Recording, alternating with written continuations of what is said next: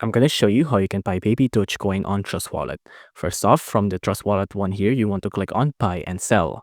Now on buy and sell, you can see I want to spend about $150. But if you want to spend other things like euro or pound sterling, of course you can. You can see this is what it would look like.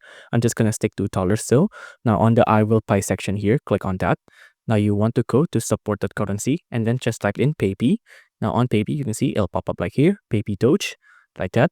Now on Baby Doge, you can, of course, the pay with right now is only credit card, so right here. And then you can choose from two vendors here, Simplex and Binance Connect. You can pick which one, but right now, Simplex is the best right here. So just tap on that, open it up like this, and then it'll open up the partner Simplex here. Now it'll be prompted to buy it with a credit card, right? You can see this is what it check out. And you can see, just enter in your details here. You can see it's safe because it has Trust Wallet here. Now you will have to enter in your credit card details just like this. Click on next, safeguard. I have read the feature and agreement here, and then that's it. You can get it done.